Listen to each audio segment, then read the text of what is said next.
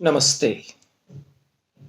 Yesterday we discussed Bhasa and his Swapnavasa Dattam. After Bhasa, Subandhu is a great playwright. He wrote a play Vasavdatta Natya Para or Vasavdatta Natya Dhara as referred by Abhinav Gupta in his Abhinav Bharati. Subandhu was also an author of a work on Natya Shastra, whom I have discussed in my talk on Bhasa. But none of the works of Subandhu are available to us. And after Bhasa, a great dramatist whose writings are available to us is Kalidasa. Today we will be discussing Kalidasa's Abhigyana Shakuntalam. Abhigyana Shakuntalam is supposed to be one of the best plays in world dramatic literature. In our tradition also, it is said that drama is the most beautiful of all the literary genres. And in dramatic literature, Kalidasa's Abhigyana Shakuntal is very beautiful. Kavyeshu Natakam Ramyam Tatra Ramya Shakuntala. And in Shakuntala also, the fourth act is supposed to be most touching. And in the fourth act also there are 4 verses that we will refer during the course of this discussion. Kalidasasya Sarvasvam Abhigyana Shakuntalam. This is also a saying, very popular saying. Kalidasa Abhigyana Shakuntal is his magnum opus. It is his sarvasva. So it is the culmination of the height of his writings, of his creative genius. We will begin with the benedictory verse in Abhigyana Shakuntal.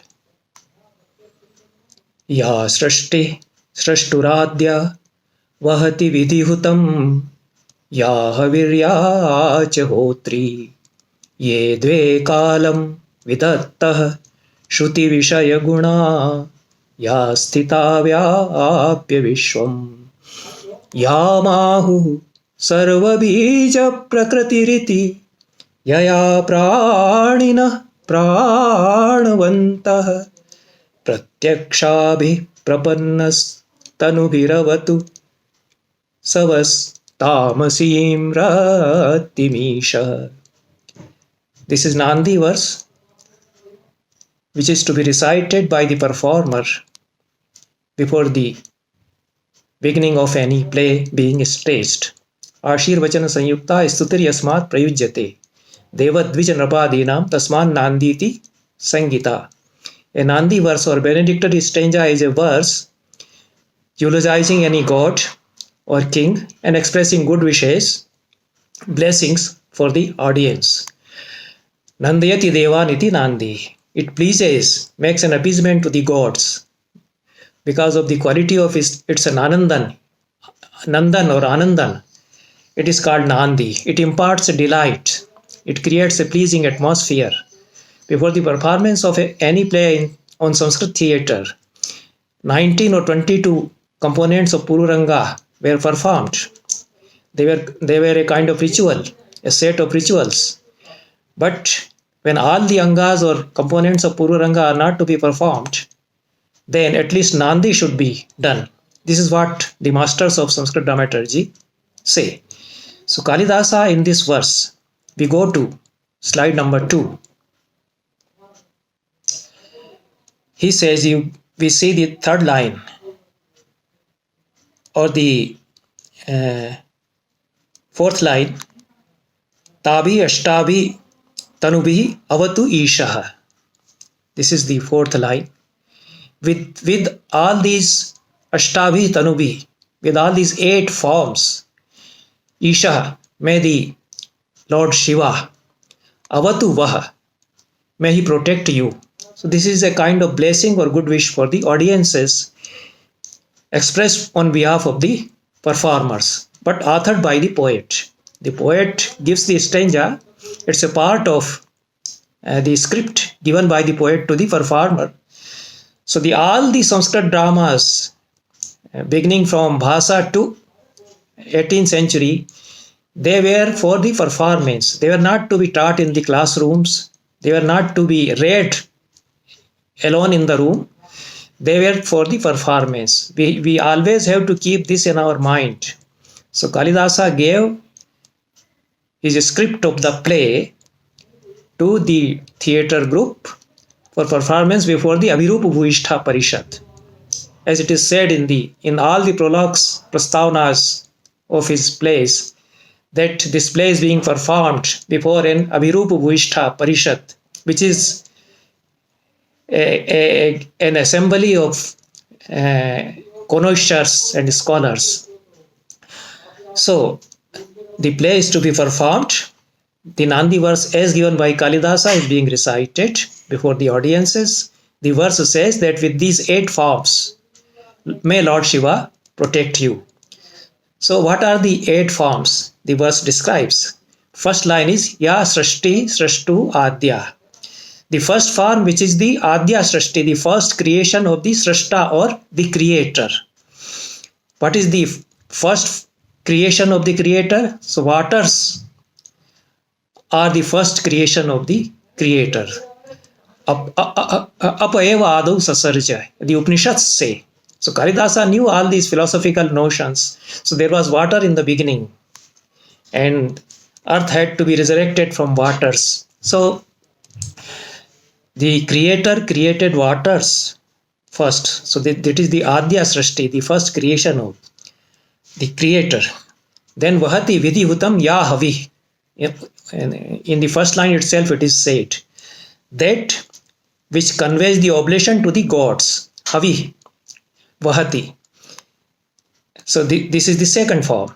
The third form is Yacha Hotri, the sacrificer, Havan Karta, the Yajmana. And Yedve Kalam Vidatta, the 2 forms, the 2 murtis of Shiva, which regulate the time.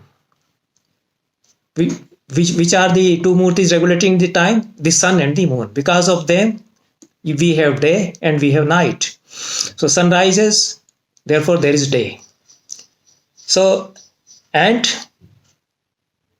Yedev Kalam Vidatta, next murti is described, Shruti Vishay Guna Ya Sthita Vyapya Vishwam. The ether or Akash, which pervades the Vishwa or universe, and which the quality of which is word, Shabda, Shruti. So Shruti Vishaya Guna, it has its guna as Shabda. So these are all the philosophical notions in Vaisheshika Darshana and other philosophies. There are Panch Mahabhutas and they have their Tanmatras. The Shabda, Sparsh, Roop, Ras, Gandha. These are the 5 qualities, the attributes of these Panch Mahabhutas. So the Panch Mahabhutas are the 5 forms of Shiva. Fire has been described. Then comes this Akash and Yasita Vyapeshwam Yamahu Sarva Bija Prakritiriti. Next is the Earth, Sarva Bija Prakriti, which is the source of all seeds. Sarva Bija Prakriti. Prakriti is source, so which is the source of all seeds. And Yaya Pranina Pranavanta, because of the next murti is that because of which all the beings are living, they are Pranavant. So air is the next murti and earth murti. So with all these 8 forms, may Lord Shiva protect you. So this is the cosmic view of Shiva. And this cosmic view pervades the whole structure of Vigyan Shakuntala. This we have to keep in our mind. And the whole plot runs on 3 levels, and the 3 levels of all these 8 murtis, they are also pervading the whole structure of the play. So the quality of Nandi is such that it conveys the nature and the happenings of the play being performed. So this is the technique, so that the audience get an idea what sort of play they are going to see. And the commentators tell us that this is a wonderful world of commentaries on Kalidasa and other classics. So the commentators made such a threadbare analysis of each and every line, the whole concept, the philosophy is hidden. And we unfortunately do not study those great commentaries. Mallinatha is sometimes studied, but the commentaries of Raghav Bhatta and Shankar Mishra, I have made a study of at least 7 commentaries on Shakuntala that is done in my book Kalidas Ki Samiksha Parampara. So the commentators tell us that the whole plot of Shakuntala is embedded in this very Nandi. So, yeah, Srashti Srashtur Adya. Adya also means the best. So, that which is the best creation of the creator. So, what is the best creation of the creator? Shakuntala is the best creation because the play itself says Srashti Radhyeva Dhatu. Dushyanta, after beholding Shakuntala, he says that she appears to be the best creation of the creator. So here it is Srashti Radhya in Nandi, and there Shakuntala is described as Adya Srashti of Dhatu, Dhata or Prajapati or creator. So Shakuntala is hinted upon. There is a suggestion of Shakuntala by the very first form of Shiva. And Dushyanta is said to be the Yajmana. Dhumakula drashte Yajmanasya pavke ahuti patita. Kandva says that the Yajmana had his eyes all choked by smoke, but his havi fell down on the fire itself in the Yajnavedi. The Yajmana was failing, but somehow due to his luck or God prevailed upon him, his ahuti fell in the Pavaka or Agni. So Dushyant is described as Yajmana in the play, and Shakuntala is a Shakti. Ultimately, he is also a form of Shiva. So it is all a narrative of Shiva and Shakti and their various forms. You can interpret the whole play on these lines. The Ashtamurti Shiva having his Tandava throughout the play. We will not go into the details. Other details you can read Raghav Bhatta, Shankar Mishra and other commentators. The source of the story of Abhigyan Shakuntala. We can close this slide. The source of the story is Mahabharata. There is a Shakuntalopakhyan in the Mahabharata. The modern scholars find it as a dry narrative. I do not agree with them. It's a very powerful narrative. Wonderful akhyana. It has its own beauty. It appears very crude. And the way bluntly Shakuntala makes a proposal to Dushyanta, she lays down her own condition. Dushyanta and Shakuntala meet here also. But that was the society. That was the Adim Samaj. The prime society. And there the women were so assertive. Shakuntala is a warrior kind of woman there in the Shakuntalopakhyan. So we should not treat it that it is simply a prosaic and dry narrative. It has its own beauty despite of all the bluntness and crude nature of the plot. So Shakuntalopakhyan, as occurred in the Mahabharata, is the basic source for Kalidasa. The story of Shakuntala is there in Padma Purana also, but it is doubtful whether Kalidasa consulted Padma Purana. Padma Purana may be later. But Kalidasa is aware of Brahman literature, Vedas and Brahmanas. He is a great Vedic scholar also. He can compose Ved mantra. In Shakuntala, we find a Ved mantra composed by Kalidasa. Aminchi Vedim Parita Klapta Drishnya Samidvanta Pranta Sanstirna Darbha. The Ved mantra he himself composes. He is a seer. So he has gone through the Vedas and their Brahmanas. So he knows the Brahmana text. One of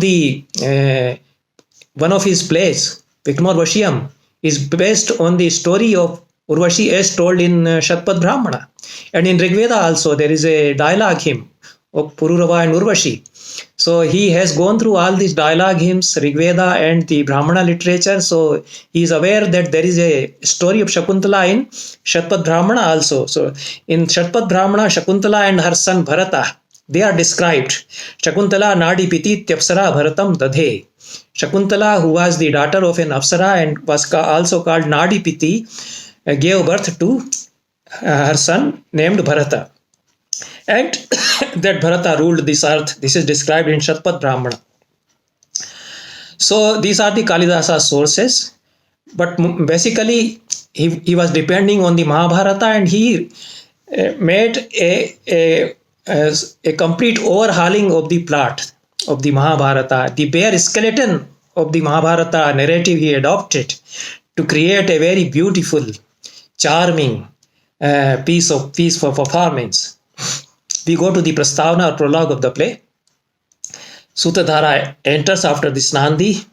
He describes a beautiful pen picture of summer season. He presents the play is being performed on one of the evenings of a summer day, and he calls his wife and asks her to sing a song, a beautiful song on the beauties of this summer season.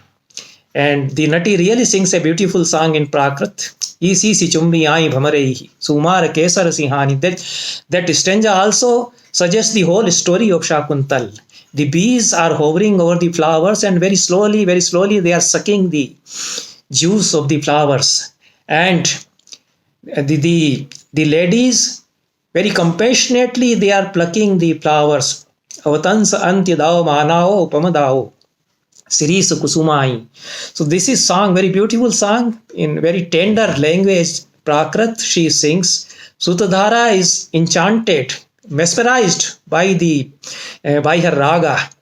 So he had already announced that we are going to perform the play of Kalidasa called Abhigyan Shakuntal. But when he asks Nati to sing the song, and Nati sings the song, Sutadhara forgets everything and says, okay, what play we are to perform? Then Nati reminds him that you yourself have announced that we are going to perform Abhigyan Shakuntalam. This is a theatrical device. The varieties of Prastavana, they are described. So it is Prayogatishay or Kathodghat. And Sutadhara says, Tavasmi Gita Ragena Harina Prasabham Rata. I was carried away by the beauty of by the melody of your song. Like the king Dushyanta, Esh Rajev Dushyanta, second line says, Sarangena Tiramhasa. Like the king Dushyanta chasing a deer, an antelope, on his hunting spree. And he is being carried away by the deer. The deer is running very fastly, and he is chasing on his chariot that deer. And he is carried away by the deer. In the same way, I was carried away by your song. So I forgot everything. So Dushyanta also forgot everything.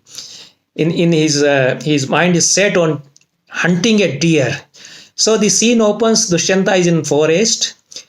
The Dushyanta with great speed, you can say with 100 km per hour speed, the chariot is running. But the chariot actually is not shown on the stage. So there are gatis and charis and hastamudras to show a chariot. The Sarathi will perform that, Dushyanta will perform that. So very beautifully, the very body of the actors become chariot, horses, everything they enact. That is our theater. That is much more beautiful than physically representing any cart or any mechanical device. So you have to read Natya Shastra and other text for that, and you have to be trained in the Tandava Adhyay and other Adhyayas of Natya Shastra by an adept guru. That was the Shastra, a very, very mature and perfect Shastra. For millenniums it continued. So Dushyanta is chasing that Harina, that deer. And this is a very theatrical scene. How they point out here he is, but actually the deer is not seen. In some performances they show the deer very beautifully. There are ways. I will come to that. But actually the deer is not there physically, because you can't show a deer running very fast on the stage. The stage is 16 by 32 feet in dimension. So all your body has to show that. So at that juncture, when the deer is in his sight, and Sarathi says, here he is, now you shoot, and he's shooting an arrow. Then two brahmacharis running, they come and they stand before Dushyanta. They with their open chest, they stand before the shooting arrow. You can imagine what a thrilling scene. The arrow is just about to shoot, And the brahmachari is standing before that to save that deer. This is the message of Abhigyan Shakuntal. Save the environment, to save the deer which is being protected by them in the ashrama. They can sacrifice their life. They don't care. The arrow will just shoot. And they said, stop. Ashramam ragoyam na hantavyo na hantavya. Don't kill this deer. This is the deer which we have fostered in our ashrama. In this ashrama, no animal is to be killed. Then you see the culture of those days. Dushyanta is simply taken aback. He is stupefied. And he says only two words, Esha prati samvrata. They just give a command to him, take back your arrow. And Dushyanta says, yes, I take it back. And he puts his arrow in his tarkasha, puts back the arrow. And then the brahmacharis are pleased with this very gesture. They say, yes, you are like a Chakravarti king and you will beget a son. Putramevam gunopetam Chakravartinam apnuhi. You get a son worthy of yourself, a Chakravarti son. And they request him to visit the hermitage. Since the king is visiting, he had no program in his protocol, in his itinerary to visit the ashrama. But since he has reached the outskirts of the ashrama, the brahmacharis have seen that the king has come. So they request him to visit the ashrama. He asks whether Maharshi Kanva, who is the Kulpati, all this culture of ashramas, who is a Kulpati, who can nourish and feed and make the arrangement for education of 10,000 students, is the Kulpati as per the Dharma Shastra dictum. So Kanva is called Kulpati. He has so many brahmacharis in his ashrama. They are studying. Even the ladies are studying. They are literate, educated ladies, as we see. Shakuntala, Priyambada and Ansuya, these three young ladies in the Abhigyan Shakuntal. So they request him to visit the ashrama. Kanva is gone outside, but his foster daughter, his Palita Putri, Shakuntala is there. They say that she will perform the hospitality. She will be your host. You go you visit our ashrama. Dushyanta goes in the ashrama. He sees three very beautiful young ladies watering the plants. So Dushyanta has a man who is for hunt. So he doesn't appear before them. He keeps himself concealed in a grove and sees them hidden in the grove. They are talking, they are joking, very beautiful dialogues. How young ladies talk to each other. They are chiding Shakuntala. So they have love for each other. Very lively dialogues are there. There is no time to go through all of them. Shakuntala is available. You can go through them. And then a bee is hovering over Shakuntala. And Shakuntala is disturbed, perturbed. She calls her friend, save me. This Brahmara is hovering over me. She is troubling, this bee is troubling me. So bee is a symbol. This Brahmara is a symbol. And Dushyanta gives a very beautiful description of this Brahmara Badha. It is one of the best pieces for performance. An adept actress, how she enacts Brahmar Badha. Brahmar Hasta will be there and all the charis and gatis. Brahmara is not shown on the stage. No bee can be shown on the stage actually hovering over. But her eyes by her eyelashes and her hands, her gestures, Shakuntala will show that actually a Brahmara is hovering over her and she is disturbed. So this beauty of Brahmar Badha, Shakuntala being distressed and troubled by a bee, Chala Pangam Drashtim Sprashashi Bhausho Vepathumatim, with the eye of a Rasika, Dushyanta describes. So you are touching her with a sort of envy, he says. So all this description is there. No time to go through the whole stanza. And then when Shakuntala calls upon her friend, come and rescue me, to drive away this bee, they in a joking way they say, you call this Chakravarti Maharaj Dushyanta, he will come to save you. So they are joking, but actually Chakravarti Maharaj Dushyanta is there. So Dushyanta says, now it is time for me to appear. And he appears on the scene and he says, who is this insolent person troubling the young ladies? May I know? So they are taken aback, the young ladies. By sudden appearance, they are startled. Dushyanta makes introduction with them. He starts talking them. He is a very Rasik Nagaraka coming from a city.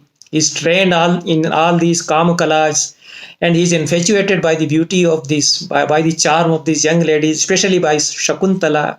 She's so charming and a Mugdha Naika. She doesn't know the ways of the world. Very tender hearted. In Mahabharata, Shakuntala is a different sort of character. She is a real heroine there. So, but in our enthusiasm to praise Kalidasa, we forget that Mahabharata is written by a great sage, Vyasa, and he has his own vision of his Shakuntala. Shakuntala, which comes from the Vedic tradition. But Kalidasa Shakuntala is here very tender-hearted young lady. She is not clever at all, like the Mahabharata Shakuntala. And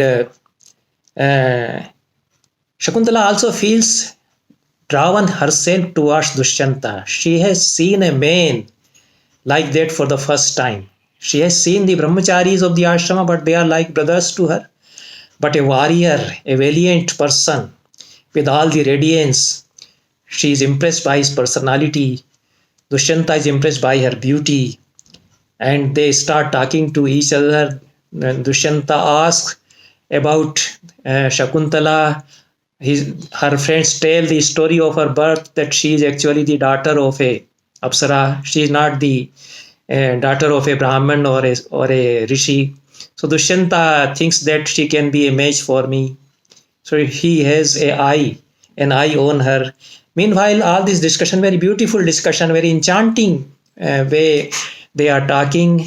An elephant runs amok on the outskirts of the ashrama, and a pandemonium is created.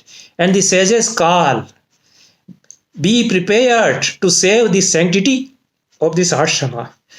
Sannadhas tapovan sattva rakshayai bhavata. What is the message? You can just read between the lines. Kalidasa speaks so many things with very few words. So there is a message that Samagata kil Mragya Vihari Raja Dushyanta.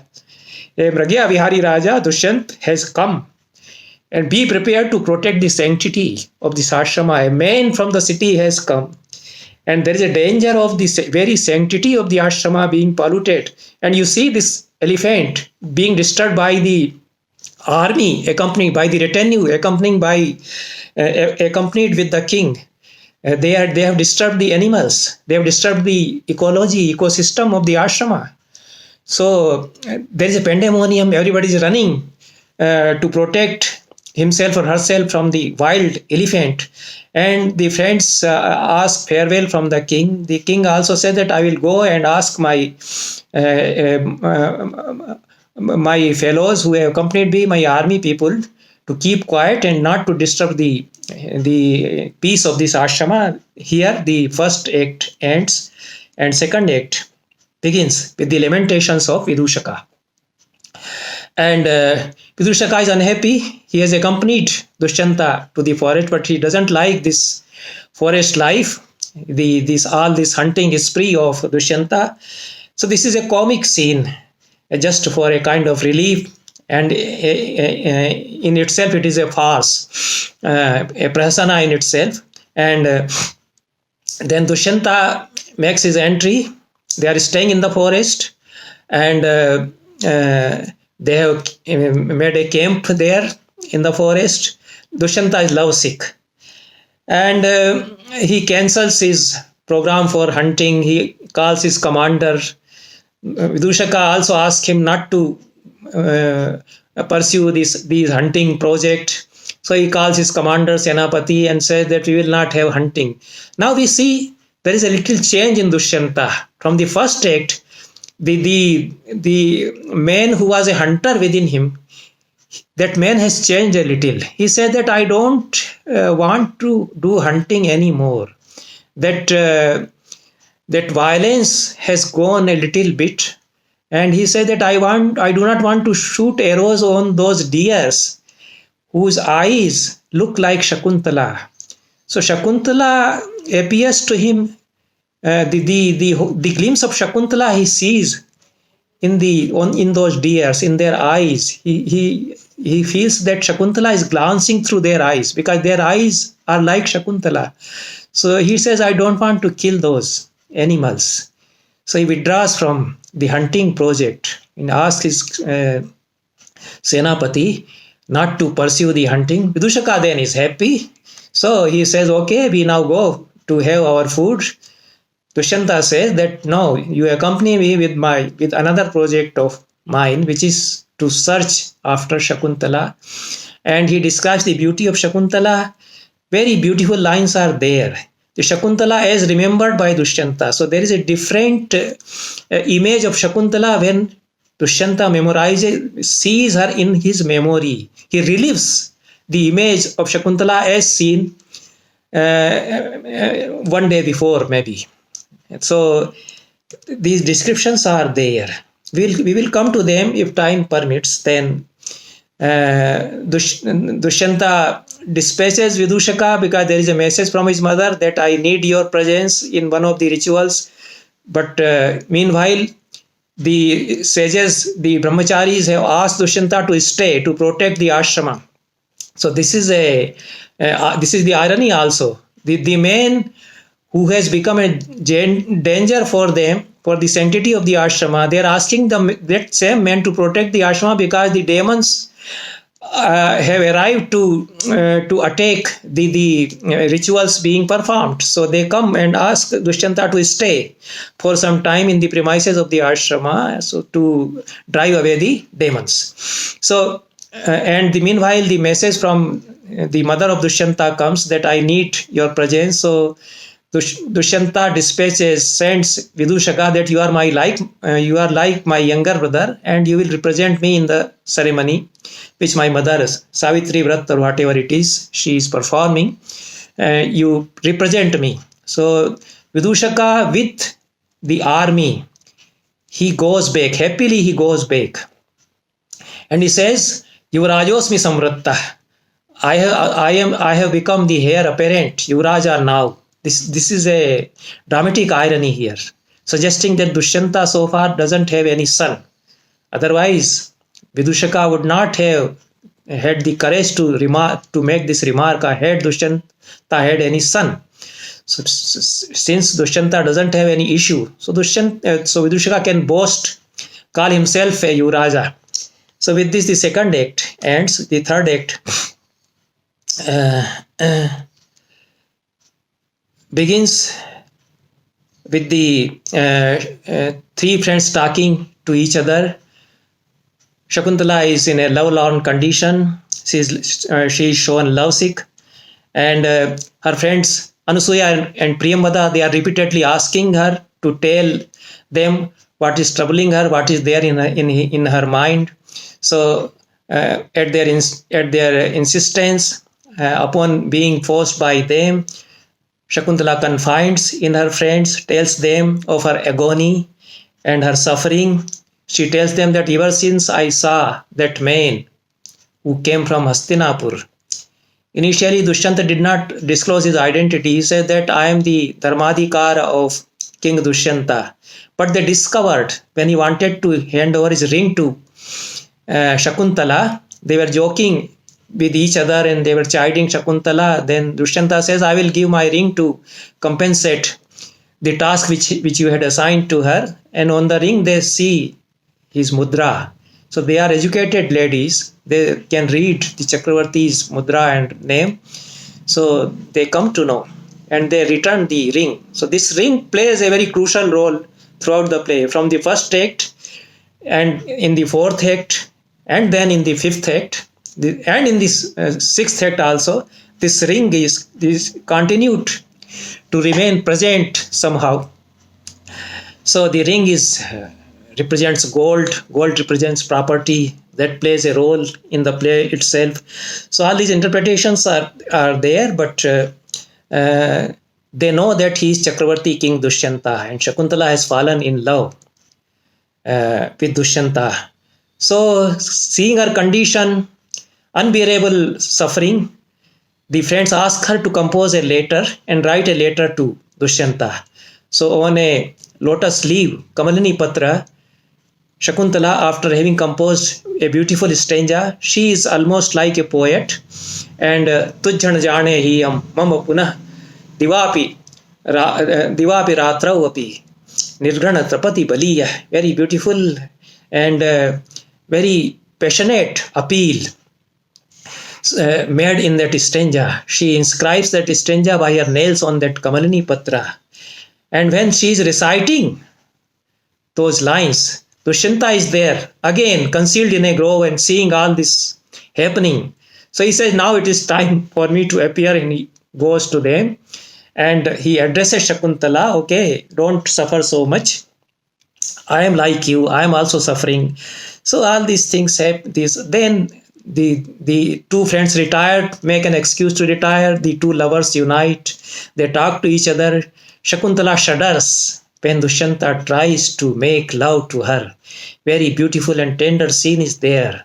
And she said that I can't violate the norms of this ashrama.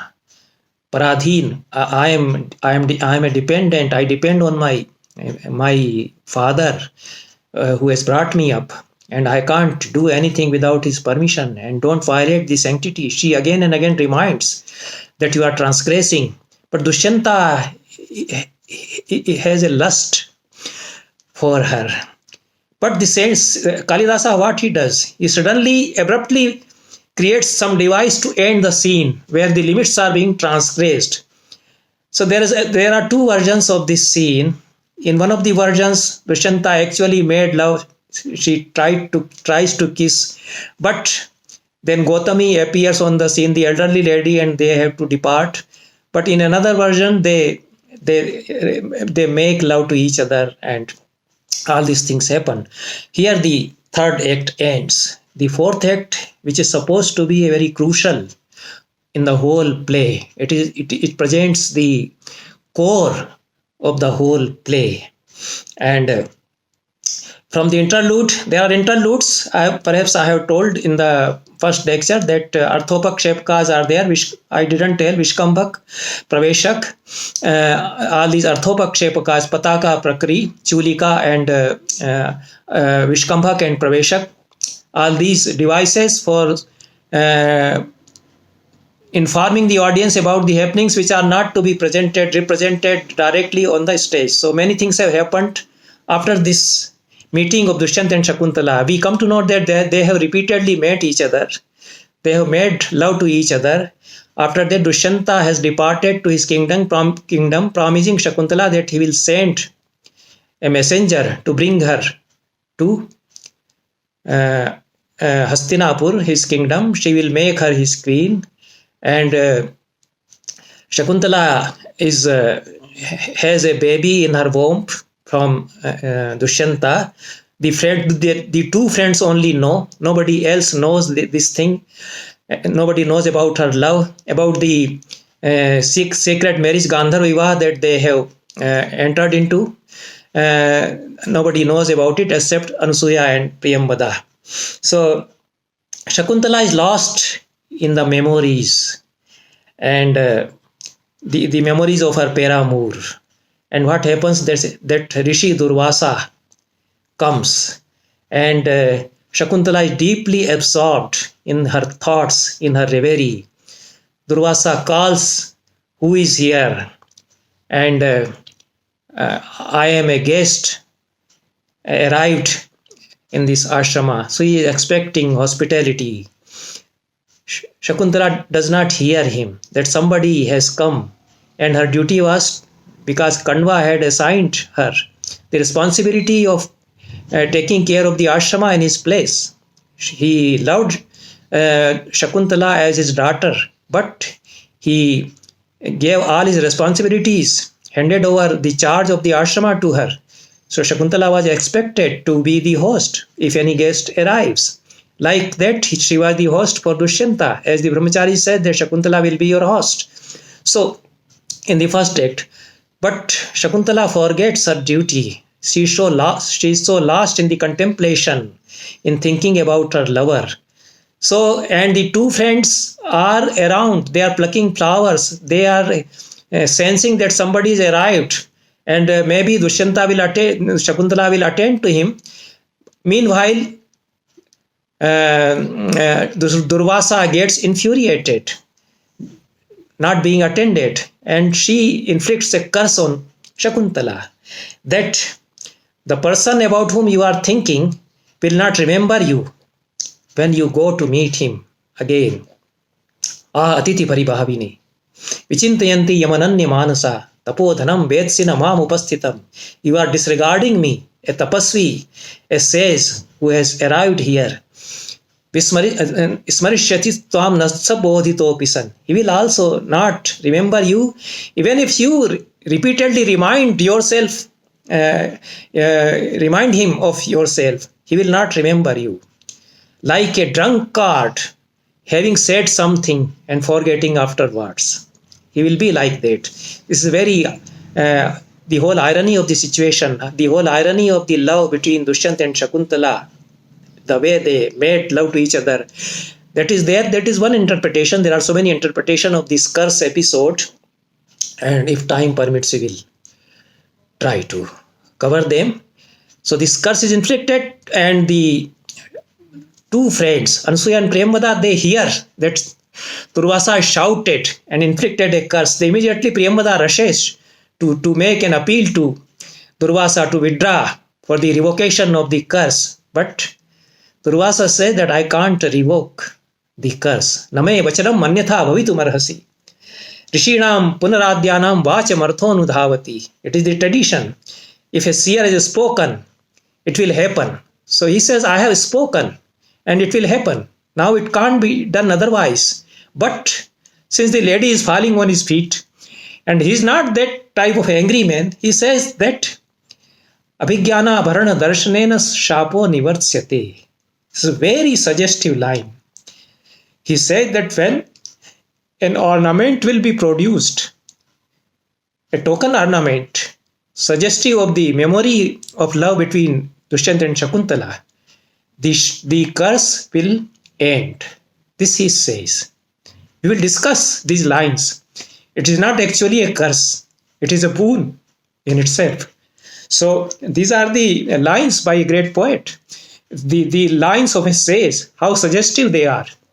So whether he is actually giving a curse or then he is giving a boon to this young lady, he knows that actually it is not her fault.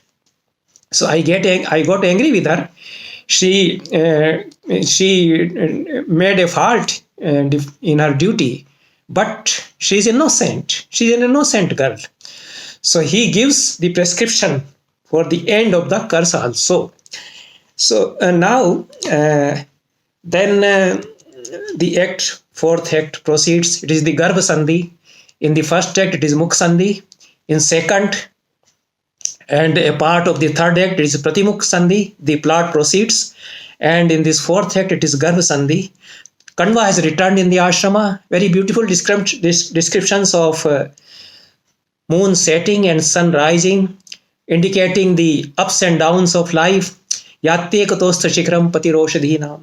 Avishkrita runapurassara ekatorka. Such beautiful descriptions of the whole environment representing human life.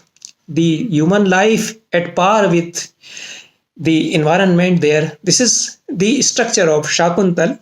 And Dushyanta sees the signs of pregnancy in his daughter. He is a Trikaladarshi. He understands everything. He says, Dhuma kulita drashterapi yajmanasya pavke eva ahuti patita, the line which I have cited, which is hinted in the embedded in the Nandi verse also, that Dushyanta is yajmana. So his offering were going astray because his eyesight was blurred because of the very smoke rising out of the Yajnavedi. But somehow it fell in the right place. So he made love to you. He violated the norms, but it was all right. Everything was all right because you had to be married to Dushyanta.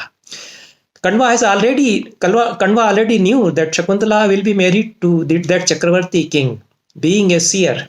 So he didn't get annoyed. So the modern fathers should learn lesson from Kanva. Their daughters are mature. They choose their husbands. They take a right decision. but out of their own considerations for caste and other things, they trouble their daughter so much so that they commit suicide. Such foolish things are happening, and this is the example. There is the example of Savitri. Her father said that you choose your husband. I can't find a right husband for you. You visit the whole world and select your bridegroom. This is Kanva here. He is pleased that you made a right choice, and go to your husband now. And he said that I will send you to the kingdom, but he knows that something wrong will be going on. So all these messages, you see, if you read closely line by line, Kanva knows everything and he knows what is going to happen. Shante karishyasi padam punarashramesmin. And all these lines are there. We will discuss them subject to the availability of time. After this is the most beautiful scene in the whole dramatic literature, most touching, heart-rendering you can see. A daughter is being given farewell for going to her husband's house. And this is the scene we see in all the marriages, and how the relatives of that bride, they weep, they are utterly dejected, how the parents of that bride. So Kanva has the same feelings, even though he is a liberated soul. And his lines we will try to read somewhat afterwards. In the fifth act, this Aumarsha Sandhi, it is there. After the fourth act, Shakuntala reaches the kingdom, and two brahmacharis, Sharangra and Sharadvat, were like brothers to Shakuntala, and the elderly lady. The ladies are there in the ashrama, and the Vanprastha sages are there in the ashrama. The girls are also there. So it is an educational institute also, and it is a place where the penance is being performed. So the brahmacharis, who are the inmates of that ashrama, they accompany Shakuntala and they reach the royal palace. They seek an appointment with the king, and the king is informed that two brahmacharis from the ashrama with two ladies, they have come. As per the norms and codes of conduct for the king would not meet them in his assembly. He will meet them in the Agniagar, in the Agni Sharana. So he said that I will go there, I will meet these people, because they are coming from the hermitage. So the right place to meet them is Agni Sharana. So he visits there. This is the scene. Maybe all of them are standing. This is a very vigorous, robust scene, and arguments are there, altercations are there. So nobody is sitting. They are moving. Sometimes when they perform Shakuntala, Dushyanta is sitting on his throne and brahmacharis are standing. This is simply a disgrace. A king cannot sit on his throne if the hermits are visiting him. He has to either he should stand or first get them seated, and then he should be seated. So all these serials, you see, they are such disgusting. Valmiki is visiting Rama's royal palace, and Rama is sitting on his throne, and Valmiki telling him, please accept this seat, standing before him. Such disgraceful thing. It is an insult to the whole culture. A sage standing before the king, and the king having the courage to sit on his throne. The earth will sink if this thing happens. That king will be burnt by this disgrace. So Dushyanta knows the ethics, that I will not sit on my throne if the hermits from the Kanvashram have come. So in his Yagyashala he meets them, and perhaps there are no seats. So they are there standing, and arguments are there. Arguments start when Dushyanta rejects, as per the curse of Durvasa. He has forgotten everything. But you see the beauty of it. When he sees Shakuntala, he says that it seems I met her somewhere. It seems that there is a memory stirring within me. So there was a righteous man within him, telling him that she is the lady you had married earlier, but the curse prevails. And he says, he simply rejects that, no, I don't know you. Shakuntala very desperately tries to remind him. She says that you married me, and she tells him some episodes that we met. And the Sharangrava and Sharadvata, two brahmacharis, they also start having argument with him. Very brilliant arguments. Uh, such thrilling scene is this. And ultimately, when Shakuntala sees that he is not at all remembering, and he is either posing himself, he is a fraud.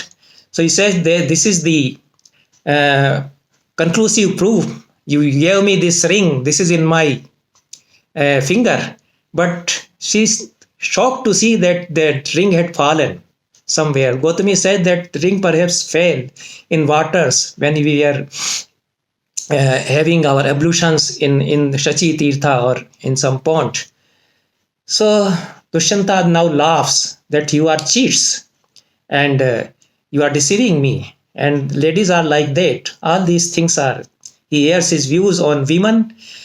And Shakuntala, then the real Shakuntala comes out, the changed Shakuntala, with all her radiance. She says that you are a hypocrite. Ka idanim dharma kanchika vyapadeshinas tavanu pratim pratipasyate. She says anarya. You are an anarya. This was the greatest abuse for a man from the side of a woman, that you are not an arya. You are anarya. And she has the courage to tell Dushyanta on his face that you are an anarya. And the brahmachari also said that you are a thief. So all this happens, but Dushyanta says, no, I can't remember. I can't accept. This is a very powerful scene. If you perform it, if you see the performances, even if untrained and novices perform it, they get so charged with it. Shakuntala really starts weeping, and very, very emotional scene, surcharged with emotions. So all these things happen, and I got it performed. So I know the feelings the actors have. Even if they are untrained actors, they are charged with the emotion of this scene, because the dialogues, the whole Vachika is so powerful here. So we'll have some examples of that Vachika, and then some divine appearance comes and takes away Shakuntala. This surprising scene, Adbhuta Rasa, with this, because the whole scene is so much surcharged with emotions, challenge, and aggressive voice, that some rasantar, change of rasa has to be made, and this Adbhuta Rasa is there, that everybody is wonderstruck that a Jyoti comes and takes away Shakuntala. Nobody knows who was that which carried away Shakuntala. In the sixth act, a fisherman comes. This is an interlude, a sort of comic interlude, to give a sort of relief after this very heart-rending and emotional scene. And the fisherman actually found the ring which has fell down in the pond, slipped from the finger of Shakuntala. We can see the justification of everything, how that ring fell from the rings, from the finger of Shakuntala, because that ring was given by a man. She was not actually, it didn't fit in the fingers of Shakuntala. So it was a bit loose and it fell down. She didn't notice that it fell down. So a fisherman finds that ring in the womb of a fish. He comes to the city to sell it. He is caught red-handed by policemen, Rajpurushas. They are thrashing him. They are abusing him. Police is like that every time, always like that. So their abuses hurled on him. The fisherman, is a righteous man. So he says, you call me a thief because I am earning my living by catching the fishes. And the Kshotriya who butchers animals in the Yajna ceremony, he is honored by you. These are the ways of you people. All these satires, very powerful real outlook, realism. This is also there in Shakuntala. Ultimately, they bring that ring to Dushyanta, the Rajashala, the city Kotwal. He brings that ring to Dushyanta, and the whole scenario changes. Dushyanta suddenly remembers everything. his memory returns. Like in films, you see that somebody lost his memory, then his electric shock or fell down, and his memory suddenly returned. He remembered everything. And so, in Sanskrit drama, the curse does that instead of electric current or anything. So, then the lamentations of Dushyanta, the very heart-rending lamentations, his remorse, and remembering everything, how I met him, he's weeping, telling Vidushaka, why didn't you remind? I had told you. But Vidushaka said that you told me everything about Shakuntala, but lastly you told me that it was all a joke. This also Dushyanta, because he was having double standards at that time. He didn't want Vidushaka to go to the kingdom and tell his queens that that king is having amorous affairs in the hermitage. So when Vidushaka was departing, Dushyanta told him that whatever I told you about Shakuntala, it was all joke. Nothing, I did nothing, but no affair with her. So then Vidushaka also forgot everything. So all this thing happens, and Dushyanta is now weeping, all remorse he is, and in this way the act ends with some change of rasa, because Kalidasa knows that it is to be performed. So you can't engage in a scene continuously where weeping and lamentations are there. So Matali descends suddenly to call upon Dushyanta to come and assist Indra. And he comes invisibly, he grabs Vidushaka cries for help, all these things happen. So some joke is there, some humor is also there. And then Dushyanta is called to heaven to be an assistant and ally to Indra in his fight for the in his fight against the demons. So Dushyanta departs for heaven. This is the end of the sixth act, and then seventh act is the final act. It's the culmination of the whole journey, the whole human relationships, the culmination of them. Dushyanta is returning from the heaven. Kalidasa is very fond of describing the earth from a vimana, from a sky, an aerial view of the earth, and very beautiful descriptions he gives in Meghdutta, in Raghuvansha, and in other places also.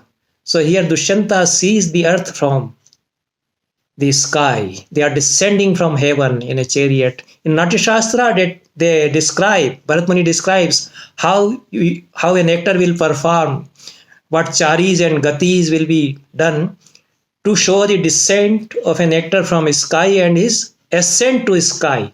So there in the sixth chapter also, Sanumati and Apsara, who is a friend of Menaka, the mother of Shakuntala, she visits the royal premises of Hastinapura to know the situation, and she descends from heaven and then again ascends. So all these gestures by hands, by their feet, and you can see very beautifully this is being delineated by Bharatanatyam artists or those who do Kudiyattam, those who are adept in Sanskrit theatre. They know how to perform them. If you show them mechanically, it may not be so impressive. But if you show them through your physical gestures, so the actor performs himself. He becomes an aerial chariot. His body becomes an aerial chariot. So they have to be trained like that. So they are descending from heaven. And Dushyanta says, Aho Udara Ramaniya Prithvi. What a grand sight of this earth. What a look of this earth. What a beautiful, sprawling sight. Just the way that Rakesh or who went to orbit in a rocket, when he saw the earth from the Antariksha orbit. So he described it the same way. So Kalidasa has an idea how the earth would look from sky. So a very bright, shining body he sees, And he says, "Oh, Udar Ramaniya Prithvi." Then they come lower and lower. Kalidasa describes these maruts, these wind, the layers of the wind when they descend. So all these descriptions are there. Ultimately, they descend, and they descend on a place which is between heaven and earth. That is Maricha Ashrama. Kashyapa Rishi, who is one of the Prajapatis, his hermitage is there. And this is final scene. You can know everything that Dushyanta here sees Bharata, because Menaka, mother of Shakuntala, who took away Shakuntala at the end of the fifth act, she places her daughter in the custody of this Prajapati Marichi Kashyapa Rishi, and Shakuntala is living there like a tapaswini, like an ascetic, and she has already given birth to a son, Bharata. He is a Kshatriya. He is to become a great warrior. So his nature, he described, he is playing with lion cubs, and he is troubling them. Two ladies are asking him not to be mischievous with these animals. Don't trouble them. They call him, and Bharata, he is a very naughty boy. He is doing mischief to the animals. He is laughing, and he is not listening to the ladies. And Dushyanta arrives at this juncture, and the ladies call him, you see this boy, he is so naughty. So Dushyanta looks at that boy. He says that whose son he may be. So all these filial feelings, the feelings of a father, and he just remembers that my son would have been like that had I been with Shakuntala, had I not rejected Shakuntala. All these things are there. And then Shakuntala is informed. Ultimately, they know that he is Dushyanta. The Tapaswinis go to inform Shakuntala. Shakuntala sees.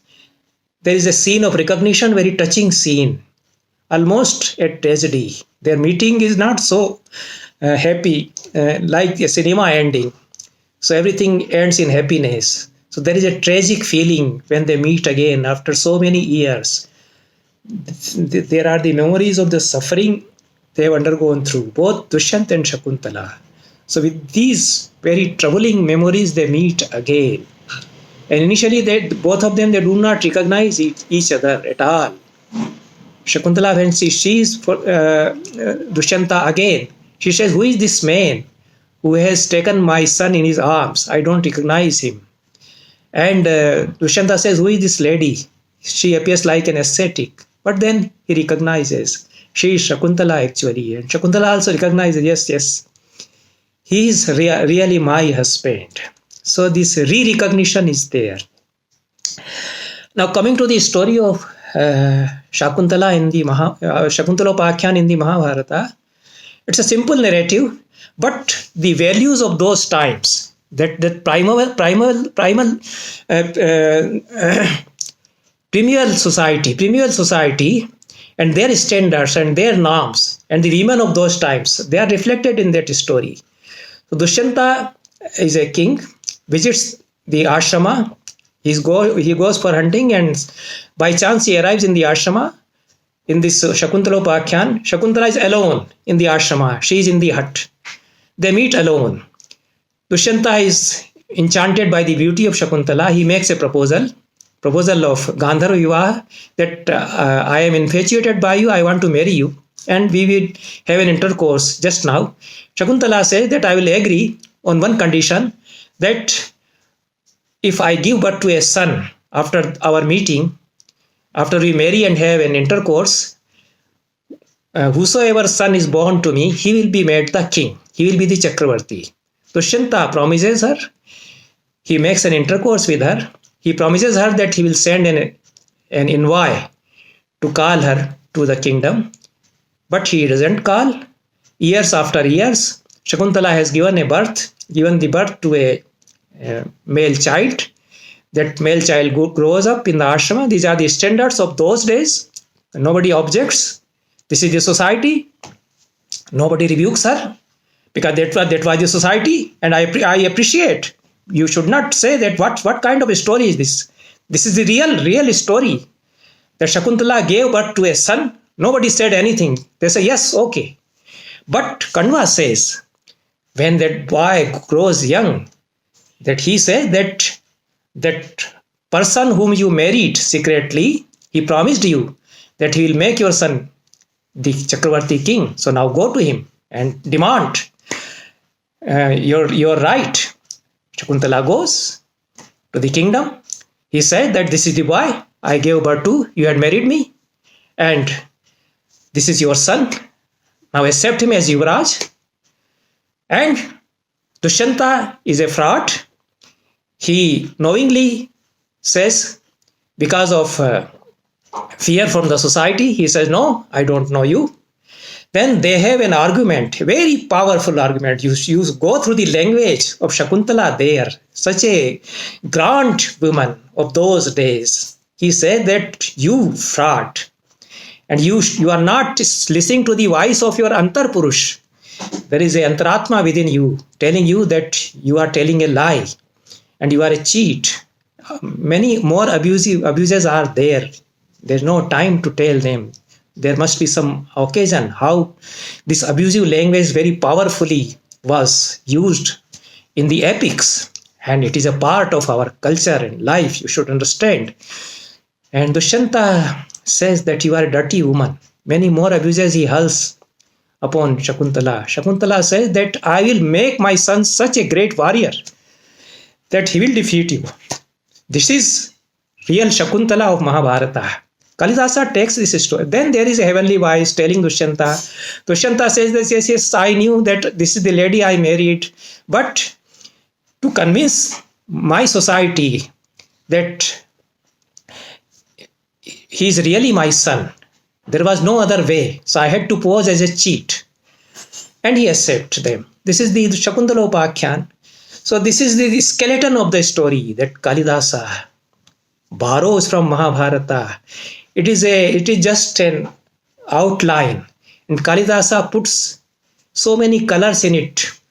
In his own words, it is Unmilitam Tulikayev Chitram, a picture given in the rough sketch, made brightened with so many colors. It has bloomed up a full-fledged picture. So then we come to some of the passages in Shakuntala, from Shakuntala. The aesthetic vision of Kalidasa. Shakuntala can be studied from so many angles. So I will try to give some examples of the aesthetics and the aesthetic perception of Kalidasa. We come to the description of Shakuntala, and in the first act, when Dushyanta sees her, and he sees that she has a garment made of Valkal Vastra, bark of the tree. She is completely unadorned, and yet she looks so charming. Completely unadorned lady he has seen for the first time. That a lady can be so charming, so beautiful. So he said that this is the real charm. Whatever beauty I have seen in the city, that beauty is not the real beauty. So the beauty of the Tapovana is the real beauty. So artificial beauty is not the real beauty. Natural beauty is the real beauty. This is the aesthetic perception. And this is spoken in this beautiful stanza. This is cited to to suggest the norms of our aesthetics. This is an aesthetic principle also in our tradition. So Kalidasa gives so many ideas for our literary theory and aesthetics. So slide number 3. Sarsija manuviddham shaivale napi ramyam malinamapi himanshor lakshma lakshmim tanoti iyamadhika manogya valkale napi tanvi kimi vahi maduranam mandanam nakratinam. Sarsija manuviddham shaivale napi ramyam. A lotus, even if covered by moss, shaival, looks charming, very beautiful. It looks more attractive if the moss is around. Its charm is revealed being surrounded by the moss. If the moss is not so dirty as nowadays we see it because of pollution, but the moss of those days looks very bright. So the lotus flower looks beautiful even if It is surrounded, covered by moss, shaival. And Malinamapi Himansho Lakshma Lakshmim Tanoti, second line. The spot or kalanka, even though it is black, it doesn't look so nice. Malinam. Then, but it enhances the beauty of moon. The moon perhaps would not look so beautiful if that spot, that dark spot had not been there. Like a lady having a till on her cheek, she looks more beautiful because of that. So sometimes some spot enhances the beauty. And ye madhiku panogya valkale napi tanvi. This slender bodied lady, Tanvi, charhare badan wali, this lady with a thin body, slender body, looks even more lovely in her garment of bark cloth. Valkale napi tanvi. Then this is Arthantranyas Alankara. Alankara, the Vishesh is supported by Samanya, Samarthya Samarthyak Bhava. So Kimivahi Madhuranam Mandanam Nakratina. This is a general rule supporting the specific description that has been done in the 3 lines. So what indeed is not the embellishment to the forms, Madhurakratis, to the forms which are beautiful in themselves. In the aesthetic world of Kalidasa, he uses so many terms which cannot be translated in a alien language. So the word Madhura, Ramya, and Sundara is not often used. We often say Sundar, Sundar, Sundar. But so many other words having many more shades of meanings, they are used by our poets and our aestheticians, our acharyas. So this Madhur, Madhu, Ramya, they have a different and a wider canvas of connotation. So, Madhura Kratinam Kimivahi Nahi Madhuram. Those who have Madhur Akritis, the word Madhu comes from the Vedic tradition. Madhir Gava Bhavantuna. Everything is Madhu in the perception of a seer. So the whole universe appears as Madhu. So it is not honey actually. So it is an aesthetic vision. So everything becomes Madhur for those who are naturally beautiful. Rough translation you can only give. We go through to another stanza. A very delicate remark, an appreciation of the beauty of Shakuntala by Dushyanta. Idam kila, slide number 4. Idam kilabhyaj manoharam vapu tapakshamam sadaitum yaichati dhruvam sa nilotpala patra dharaya shamilatam chetu mrishir vyavasyati. He says, Dushyanta says, Idam kila abhyaj manoharam vapu. Sa Rishi occurs in the 4th line. The sage who wishes to render this naturally beautiful form capable of penance. Tapakshamam sadhitum ichhati. 2nd line. So, Sa Rishi, the sage who wishes to render this natural beauty, this slender body, capable of penance, he is all set for cutting a shami tree. Shami tarum chetum vivasyati.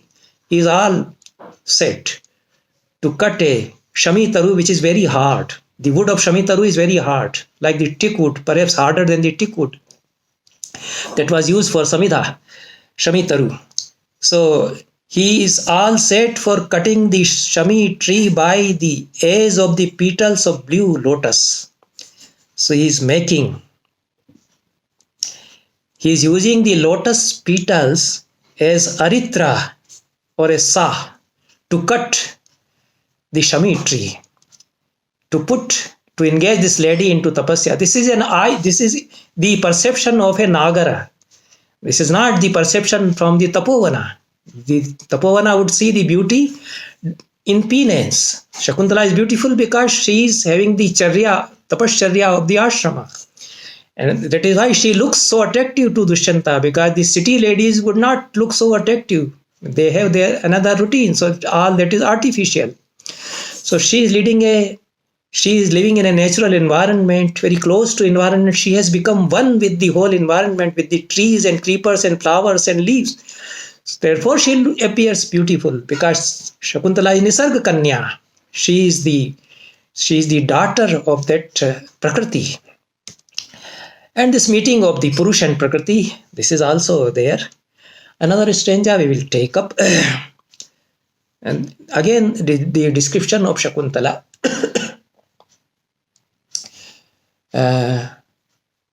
And somewhat changed perception, you can say. All these utterances by Dushyanta, they also suggest that he is slowly evolving within himself. So there is an outlook of a person from city, Nagar Drashti. That Nagar Drashti is slowly being performed as he gets into the environment of the ashrama. He spends some days in the ashrama.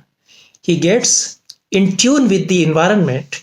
So his samvadas are uttered in a different tone after that. So Sura Yuvati, where he tells Vidushaka.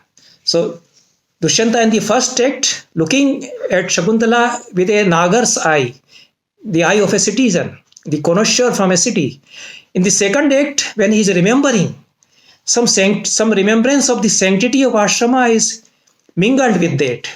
So he describes Shakuntala, the beauty of Shakuntala, but the imagery is different. The form becomes a bit different. So this is a very beautiful line again. And the similes, in the earlier verse, it is Nidarshana. That engaging Shakuntala into penance is like cutting the Shamitaru by the edge of a lotus leaf. In the simile it culminates. So Abhavan Vastu Sambandha Upma Parikalpaka. It becomes Nidarshana Alankar there. And here it is very beautiful, simile culminating into Utpreksha. So we go to fifth slide. Sura Yuvati Sambhavam Kila Munera Patyam Tadujjita Adhigatam Arkasyo Parishithilam Chutamiva Nav Malika Kusvam. Very symbolic lines. And a person who has experienced the sanctity of the ashrama, he would give this simile. Dushyanta tells Vidushaka that my beloved Shakuntala is not actually a Brahmin girl. He is not born from the sage, from a Brahmin lady. So I can accept her. I will not violate the Varna norms. So she is born from a Suryavati Apsara. And she is the daughter of Vishwamitra Muni, who was also a Kshatriya. But her mother left her. Suryavati Sambhavam Muneya Patyam Tadujjita Adhigatam. The daughter of the sage, born of Apsara and abandoned by her and found by another sage, Kandva. Tadujjita Adhigatam. So how that baby is found? Arkasyoupari Shithilam Chutamiva Nav Malika Kusvam, like a flower of Nav Malika, very tender flower, very delicate flower, slowly falling on the stalk of a arka. Arka tree is very pious. It is used in the worship of Shiva. And the beauty, the delicacy in the form of that small bud of Nav Malika falling on that rough stalk of Arka tree. This is the image. This is the Utpreksha. So the whole ecosystem and the whole environment is presented in this imagery. So there are so many such beautiful stanzas which represent the emotional world of Dushyanta, their feelings for each other. I will go to the last stanza in the first act. Dushyanta is departing from the ashrama. The hermitage girls have taken farewell from him, and he is moving slowly to meet his colleagues, his army people. So he describes his feeling. He is reluctant to leave the place where he met Shakuntala. So it is slide number 6. Gacchati Purah Shariram. The meters are selected very aptly, you see. Sarsi Jamanaviddham Shaivale Napiramyam, it is Malini. Very beautiful meter, chanda, used for describing a beauty or for stuti also. Like Shiv Mahimna Stotra in Malini Chanda. So in all meters, in all verses, very appropriate meters are used. This is Arya. Gacchati Purash Shariram Dhavati Paschad Sanstutam Chetah Chinan Shukamiva Keto Prativatam Niyamanasya. Dushyanta describes his condition. Gacchati Pura Shariram. My body, my Sharira moves forward. Very simple lines. Pura Shariram Pura Gacchati. My Sharira moves forward. The use of the word Sharira, look at that. It is in Napunsaklinga. Shiryate eti Shariram. So there is a feeling of dejection about the Sharira. What is the Sharira? It is moving forward. I have to push it ahead. It is not moving forward actually. So Sharira only is moving. I am not moving with it. So I am moving reluctantly with Sharira. And Dhavati Paschad Sanstutam Chetah. So the arrangement of the syllables, Gacchati Purash Shariram, to show the reluctance, these alphabets are used. Gacchati and Shariram. So there is a break in walking, as if you recite those lines. And Dhavati Paschad Sanstutam Cheta, if you recite it, there is a speed. Because of the arrangement of the syllables, their matras, the dirgha matras. So there is a speedy running back. My mind rushes back. So backward runs my restless heart. Dhavati Paschad Asanstutam Cheta. My heart has become asanstut. I don't know my own heart, which is rushing back. So Chinan, very beautiful simile. Kalidasa is known for his upmas. And the garment silk from China is being imported during his days. Relationships are there with Greece and China and Arab countries also. Kalidasa is aware of those relationships. And Kalidasa is in first century BC. I have my own arguments I don't at all agree with those who believe that the author of Abhigyan Shakuntala flourished in 4th, 5th century. But there's no time to go through those arguments. But we had relationships with Greece and Mishra and China. So this China garment, so like the China silk cloth of banner being carried against the wind. This is the upma. That pataka is pataka, where the cloth made of China silk is tied, and that flag staff is being carried forward against the wind. So the way it will flicker. So my heart is flickering and rushing back. This is the simile. His yearning to meet Shakuntala. And one more stanza we will cover. Much more things are yet to be covered. Somehow I will try. So this is an stanza which is very essential. The whole tradition of our Kavya Shastra, you see, is built upon the foundation of this stanza. Abhinav Gupta builds the whole of his aesthetic theory with the citation of this stanza, that how rasa experience is there. So whole his philosophy, aesthetic philosophy, depends upon Kalidasa. And there are so many modern critics also who depend upon Kalidasa for their aesthetic perception. In Hindi, Hajari Prasad Dwivedi, he has created his own aesthetic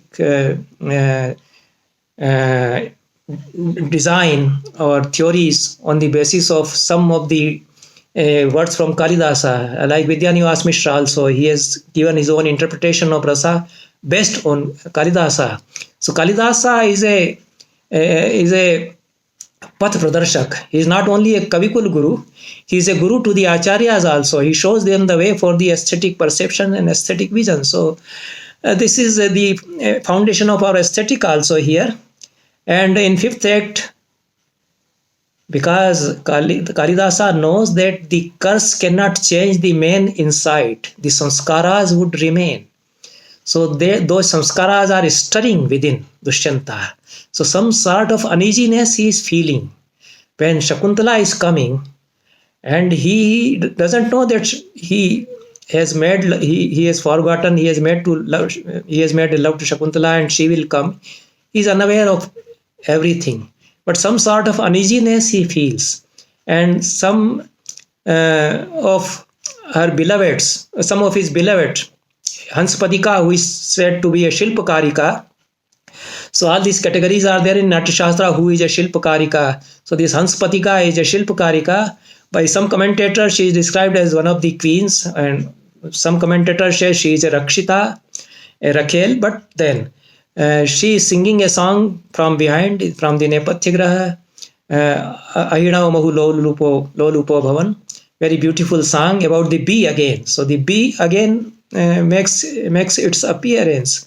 So the bee, you see, once he kissed the flower and he departed and forgot about it. It's a very suggestive stanza. So Dushyanta is hearing that song. He says that she has given me an upalambha. She has really sent a message to me. And but I feel an uneasiness hearing this song. Then he gives this remark, slide number 7. Ramyani Viksha Madhuranshcha Nishamya Shabdan Paryutsukhi Bhavati Yat Sukhitopi Jantu Tachetasa Nunam Abodha Purvam Bhavas Tachetasa Smrati Nunam Abodha Purvam Bhavas Thirani Jananantar Sauradani.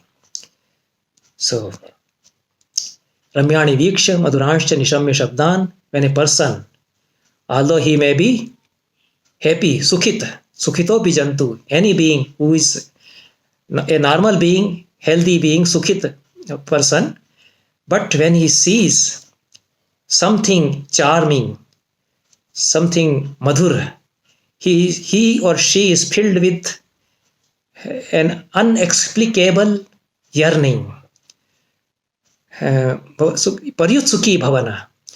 This Vidyanivas Mishra has coined a word out of it, Paryutsukhi Bhavati.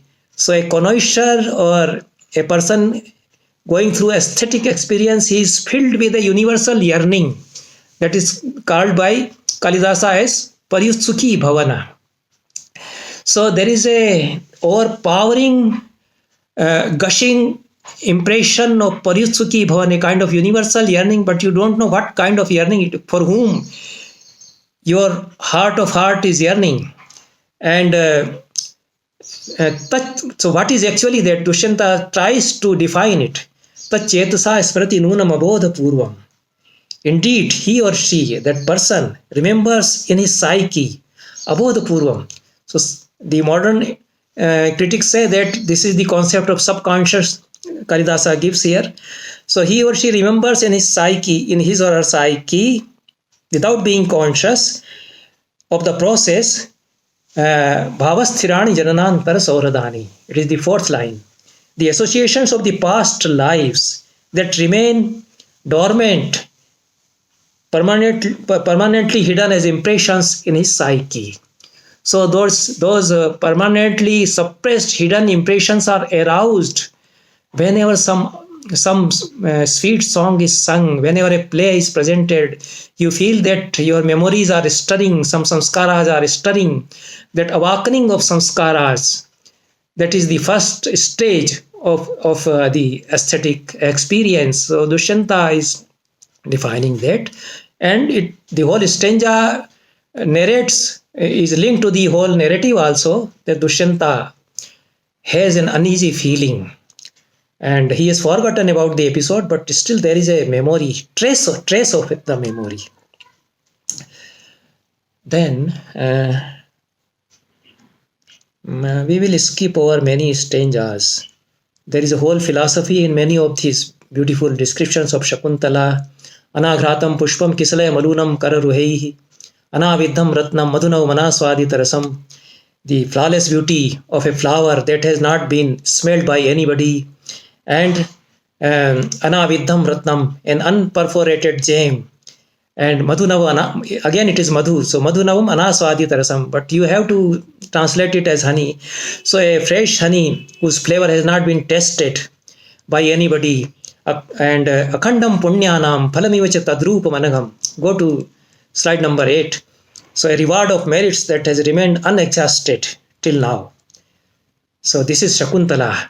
So the whole philosophy of Panch Tanmatras is there, and five sense organs there, the aesthetic experience that is there, and very subtle suggestions about Shakuntala, about his lust for Shakuntala.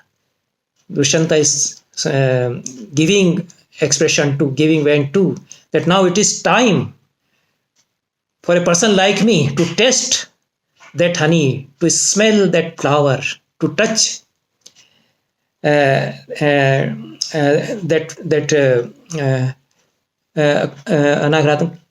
kislaya, that new leaf.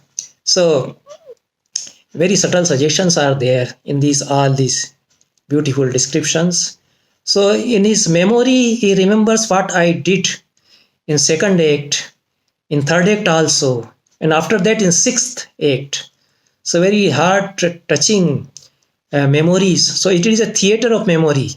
The performers, as they interpret it, so it is a theater of recollection, pratyabhigya, and memory. They are, you see, in the structure, they are embedded. So you have to perform them that way. So it is for performance. Poetry is there. You can appreciate the poetry, but the real beauty, it will reveal if the trained performer performs it. So it is a stage script actually, but it is a great challenge for the performer also.